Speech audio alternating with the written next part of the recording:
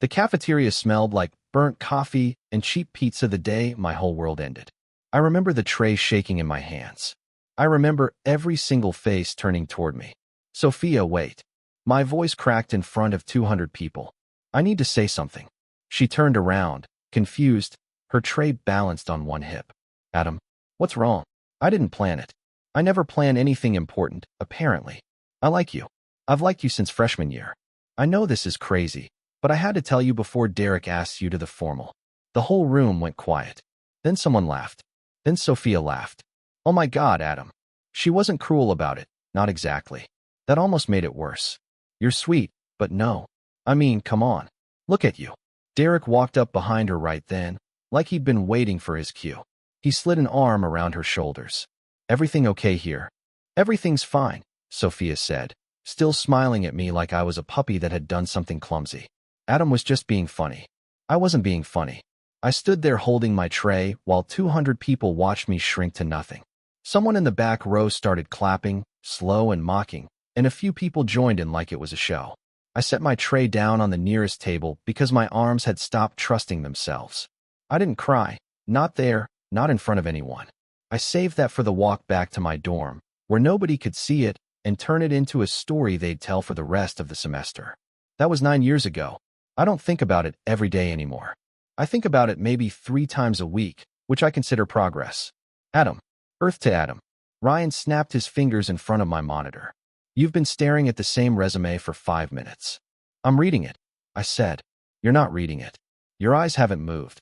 He leaned over my shoulder, and I minimized the window fast enough to knock my coffee. What are you hiding? Nothing. Get out of my office. This is my office too, technically. Then get out of your half of it. Ryan grinned and dropped into the chair across from my desk instead, which meant he wasn't leaving. I pulled the resume list back up because hiding it had only made him more curious, and Ryan curious was Ryan relentless. We've got 12 candidates for the analyst position, I said, trying to sound normal.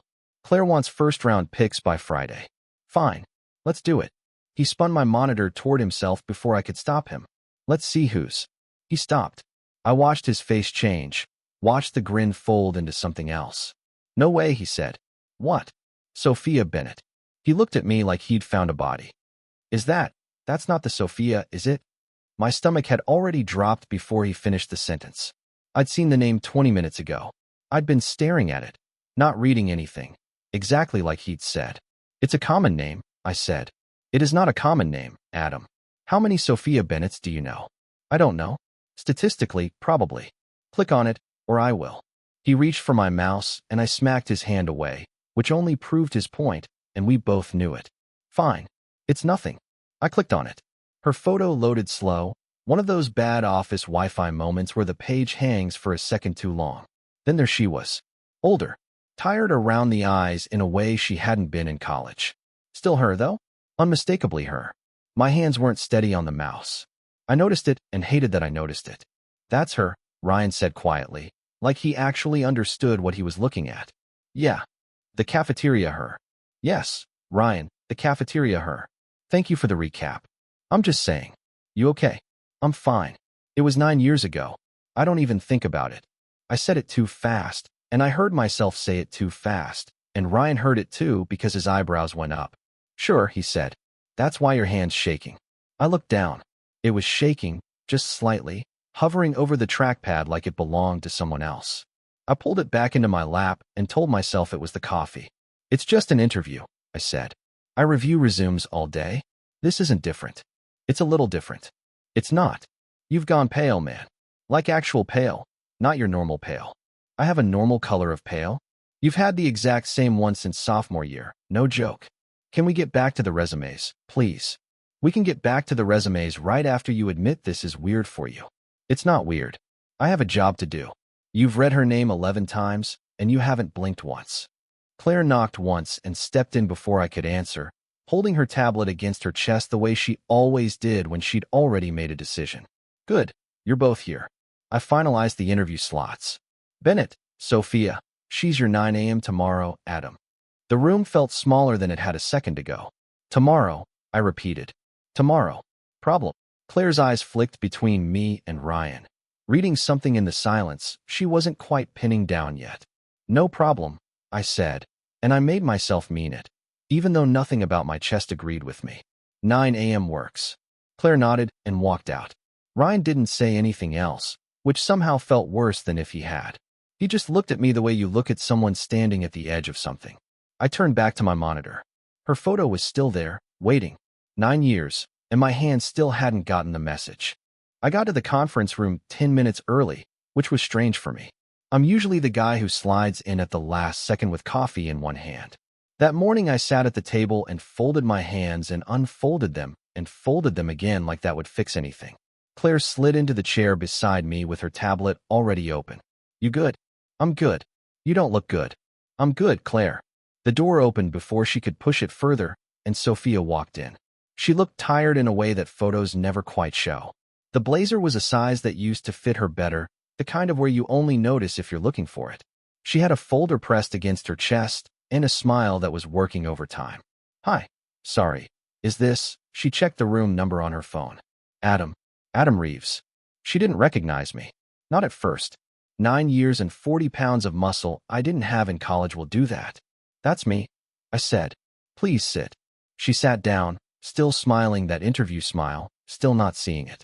Then something shifted behind her eyes, some old file finally loading, and her face went through about 4 expressions in 2 seconds before it landed on panic. Oh, she said. Oh, wow. Adam, I didn't realize you worked here. 6 years now. I kept my voice level, the way I would for anyone. Thanks for coming in. Of course. Yeah, of course. She smoothed the folder against her lap like it needed smoothing. This is small world. It happens. I glanced at Claire, who was watching this exchange like a woman collecting evidence. Should we get started? Please, Sophia said a little too fast. I asked the first question exactly the way I'd asked it 11 times that week. Walk me through your experience with financial modeling. Right? Yes. So I spent 3 years at, she stopped, started again. Sorry. 3 years at Halden Group, where I worked mostly on quarterly forecasting, and then I moved to. She kept going, but I wasn't fully listening, which is a terrible thing to admit about your own interview. I was back in that cafeteria, watching her laugh, watching Derek's arm land on her shoulder like a verdict. I nodded at the right moments. I wrote things down that weren't really notes. And that's basically my background. She finished, and her hands were twisted together on top of the folder. Great, I said. Can you tell me about a time you had to deliver bad news to a client? She swallowed. Yes.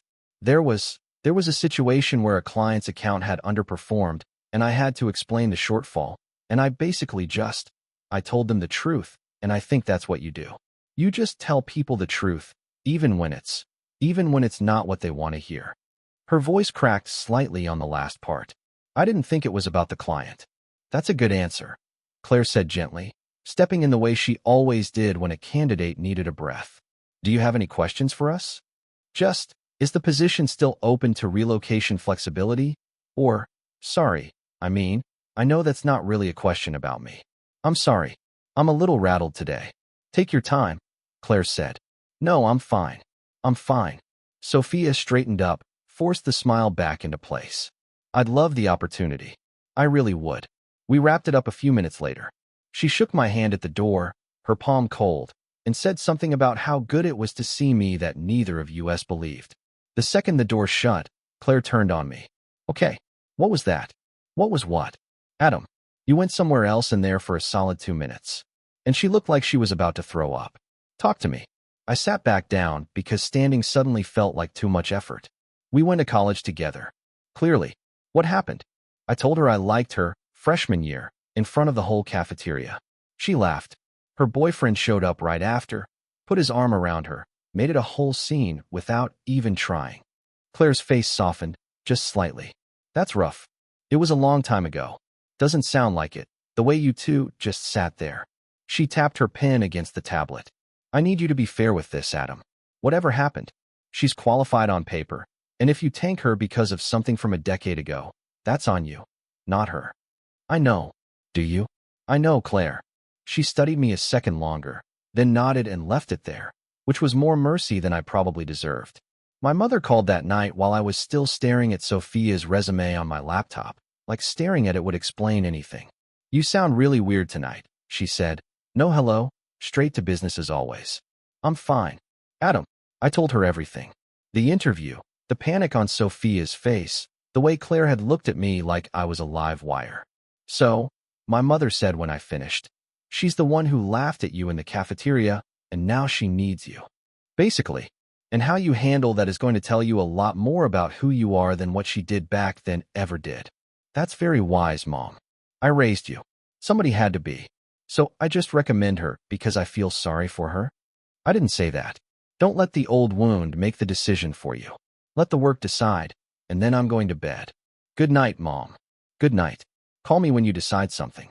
I didn't sleep much that night, but for once, it wasn't only about her. Reference checks are usually the most boring part of my job.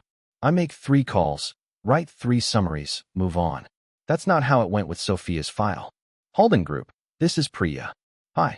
Priya, this is Adam Rees from Bramfield Analytics. I'm doing a reference check for Sophia Bennett. There was a pause on the line, longer than it should have been. Oh, Sophia. Can I ask what position this is for?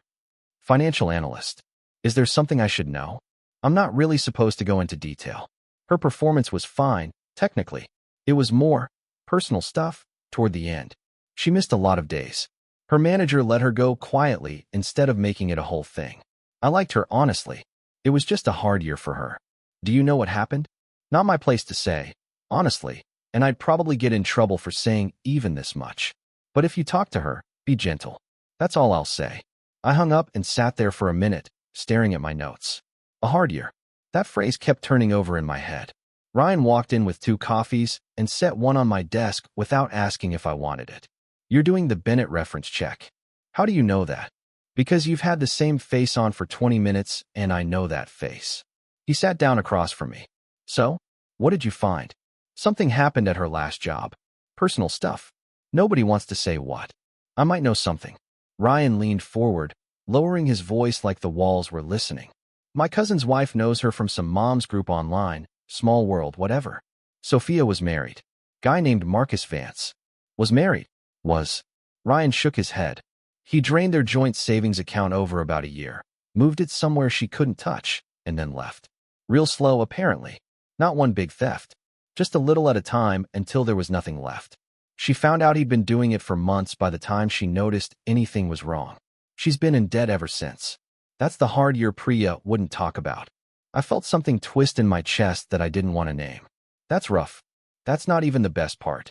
Ryan had that look he gets when he's about to enjoy telling you something. You remember Derek? Cafeteria Derek. I remember Derek. He dumped her, like, 2 months after graduation. My cousin's wife said Sophia told the group Derek said something like, real life isn't college, and once things got hard between them he was just gone. No warning. No fight. Just gone. I sat with that for a second. So Derek left her the second it got hard, and then Marcus robbed her blind and left her too. 2 different men, same basic pattern. Basically her whole track record with men is a highlight reel of guys bailing on her. Ryan shrugged. Karma's been doing your job for you, man. You didn't even have to lift a finger. I didn't answer that. It wasn't the response I expected to have.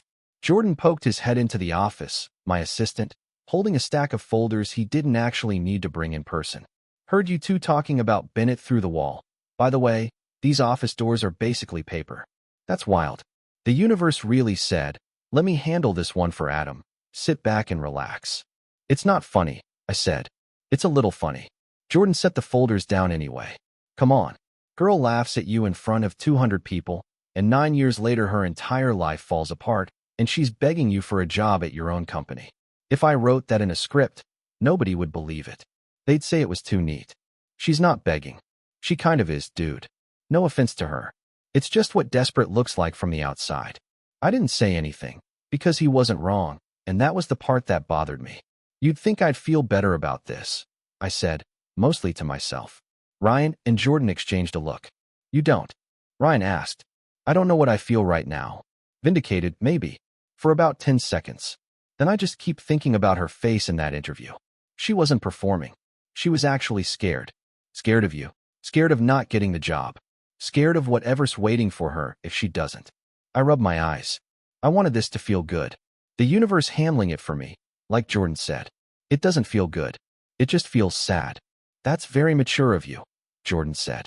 Annoyingly mature, honestly, coming from the guy who used to check her LinkedIn every semester. I'm serious. I keep replaying it. The way her hands were shaking. The way she apologized for being rattled, like she needed permission to have a bad day. I shook my head. I spent 9 years wanting some version of this. And now that it's actually here, I don't even want it. Ryan studied me for a second, quieter than usual. So what do you want instead? I don't know yet. I looked back down at my notes, at Priya's warning circled twice. Be gentle. But it's not this. Whatever this feeling is. Jordan grabbed his folders back off the desk. Well, for what it's worth, the old you would have loved this. The new you is annoying, but I respect it. He left. Ryan lingered a second longer, then followed, and I sat there with my coffee going cold, thinking about a woman who used to laugh at me and now couldn't stop apologizing. 9 years ago, I would have called this justice. Sitting there that afternoon, it just felt like watching someone drown from a safe distance and realizing I had a rope in my hand the whole time. Claire pulled me aside before the final round even started. Whitfield wants this decision to come from you. He looked at her file, said she's clearly qualified, and said, quote, this one's Adam's call. Great, I said. No pressure. None at all. She handed me the folder and walked off, leaving me alone in the conference room 5 minutes before Sophia was due to walk in. She showed up right on time, in the same blazer, though someone had pressed it since last week. She sat across from me and folded her hands the exact same way I had, days earlier, in that same chair. Thanks for having me back today, she said. Of course.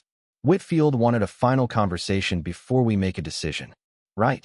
She nodded slowly, then went quiet for a second longer than the moment called for. Can I say something? Off the record, kind of, before we start. Sure. I've been thinking about it all week. Since I saw you.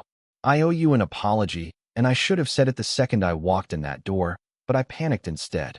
You don't have to do this. I do, actually. Her voice wavered. What I did to you in that cafeteria was cruel. I was 18 and terrified of what people thought of me.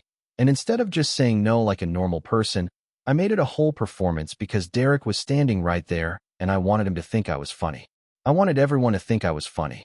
I used you to look good in front of a room full of people I don't even talk to anymore, and I've regretted it for longer than you'd think. I didn't say anything. I let her keep going. I've thought about that day more than you'd probably believe, she said, wiping under her eye quickly, like she was hoping I wouldn't notice. It's not even about you specifically. It's about who I was. I cared so much about image back then that I hurt someone who never did anything but be honest with me. That's not something I'm proud of. I don't even really recognize that girl anymore, if that makes sense. I look back at her, and I don't like what I see. That was a long time ago, I said, and I meant it more than I expected to. Doesn't make it okay. I just needed you to hear it, even if it doesn't change anything. She straightened up, tried to smile. Anyway, sorry. That was probably inappropriate for an interview. She had no idea. She was sitting there apologizing to the man who was about to decide whether she got to pay her rent next month, and she didn't even know it. That imbalance sat heavy in my chest. It's not inappropriate, I said. I appreciate you saying it. Do you think? She stopped herself. Never mind. What? Nothing. It's not my place to ask about the process. Sophia. It's fine. Ask. Do you think I have a real shot at this? Honestly, I'd rather know than keep hoping. I looked at her for a second, at the version of her sitting in front of me now, nothing like the girl who laughed in that cafeteria. I think you're one of the strongest candidates we've seen. That's not me being nice. That's just true. Something in her shoulders loosened, like a held breath finally let go. Thank you for saying that. Whatever happens. We wrapped up a few minutes later. She thanked me twice on her way out, and I sat alone in that conference room for a long time after she left. Whitfield found me at my desk that evening, sleeves rolled up, coffee in hand like always. Made a decision yet? Not yet. Take your time. But I trust your read on people, Adam. Whatever you decide, I'll back it. No second guessing from me. Thanks. He left, and I stayed another hour, staring at her file, at the notes I'd taken, at Priya's warning circled twice, at Ryan's information about Marcus and Derek scrawled in the margins like evidence I didn't need anymore. I called my mother again that night. She apologized to me. I told her. For real this time. Not because she had to. Nobody made her do it. She just said it, sitting right there across from me, like she'd been carrying it around for years. How'd that feel? Strange. Good, kind of. Sad mostly. I don't know how to explain it. I've imagined that apology 100 different ways over the years, and none of them looked like this. None of them had her crying or looking that tired. So what's stopping you? Nothing's stopping me, technically. I keep thinking about it, though. Some part of me wants to punish her a little. Just a little. Make her wait. Make her sweat. Tell myself she deserves that after everything. After 9 years of carrying that cafeteria around like a scar. Does she deserve that? No, I said, and hearing myself say it out loud made it feel true in a way it hadn't before. She doesn't. She's qualified. She apologized without me asking for it. Holding this over her, because of something that happened when we were kids, would make me exactly what she was back then. Someone who used power to make somebody else feel small in front of a room full of people. That's the answer then. I guess it is. You guess? It's the answer, Mom. I've known it since she walked out of that room. I think I just needed to say it out loud to someone before it felt real. Good. Now go to bed. You sound tired. I hung up and sat in the dark a while longer, the decision sitting lighter in my chest than it had all week. In the morning, I'd tell Claire to draft the offer and mean every word of it. I sent Claire the recommendation first thing the next morning before I could talk myself out of it or into it any further. Sophia Bennett, I wrote. Strong recommend. Skills match the role. References check out once you look past the noise, and she interviewed better than most of the other candidates once she settled in. Approve for offer. Claire read it standing in my doorway. That's it. No caveats, no notes about the history. No caveats. You sure? Because I half expected you to bury her in fine print. Cover yourself, just in case. I thought about it, I admitted. For about a day. Then I realized that's not who I want to be, and it's definitely not who I want to become because of one afternoon in a college cafeteria. Claire studied me for a second, the way she does when she's deciding whether to say something. For what it's worth, that's the right call, and a harder one than most people would have made. Just send the offer, Claire. She smiled and left, and 2 hours later I heard that Sophia had accepted before Claire even finished explaining the benefits package. Sophia found me by the elevators the next week, her badge still shiny, still new enough that people kept stopping her to introduce themselves. Adam. Hey, do you have a second? Sure, of course. She glanced around quickly, then lowered her voice. I heard it was your call. The recommendation. Claire mentioned it, kind of by accident. It was yes. I don't understand. She looked genuinely confused, like the math wasn't adding up for her. I figured, after everything, you'd have every reason to pass on me. I basically handed you the excuse. Nobody would have blamed you. You're right. Nobody would have. So why didn't you?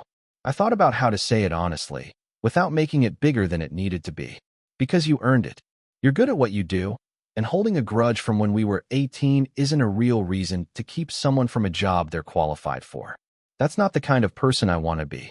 I've spent enough years being defined by that one afternoon in the cafeteria. I didn't want to spend another one letting it decide how I treated you. I expected you to hate me, she said quietly. I think some part of me was braced for it this whole time, waiting for the other shoe. Every time you walked past my desk this week, I kept thinking, this is it. This is when he finally says something. I did for a while. Hate isn't really the word, though. It was more like I carried that day around without meaning to. Like it followed me into every room I walked into, every relationship that didn't work out, every time someone laughed a certain way.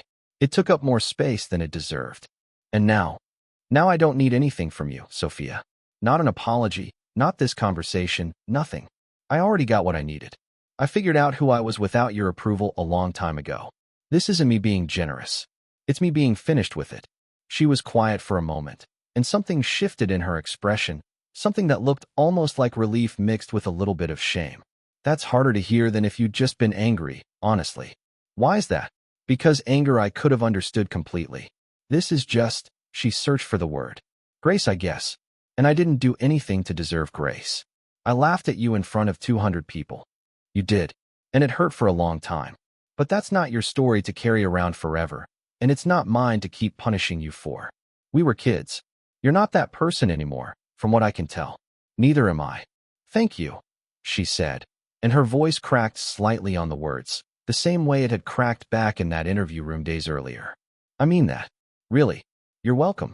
Welcome to the team, for real this time, no strings attached. She nodded, wiped her eye quickly, and headed toward her new desk. Past the rows of cubicles, she was still learning her way around. I watched her go for a second, waiting to feel something, triumph, maybe, or that old ache flaring back up one more time. It didn't come. There was just quiet. I walked back toward my office slowly, past Ryan's desk, past Jordan juggling 3 phone calls at once, past Claire's open door where she gave me a small nod like she already knew exactly how the conversation had gone. "You good?" Ryan called out as I passed. "Yeah," I said, and for the first time in 9 years, I actually meant it without having to convince myself first, without the usual half-second delay. "I'm good." I thought about that cafeteria one more time on my way out that evening, the tray shaking in my hands, 200 faces turned toward me, Sophia's laugh ringing out over all of it. I thought about how long I'd let that one moment define what I thought I deserved, how many years I'd spent measuring my worth against a version of myself that stopped existing the second I walked out of that cafeteria. It didn't sting anymore. It was just a memory now, small and far away, the kind you can finally set down without needing to look back and check if it followed you. I wasn't the kid holding a tray in front of 200 strangers anymore, and Sophia wasn't the girl who laughed at him. We were just 2 people who used to know each other, moving forward at our own pace. I stepped outside into the evening air, and for once, I didn't carry anything home with me at all, just the quiet and the strange lightness of finally being done.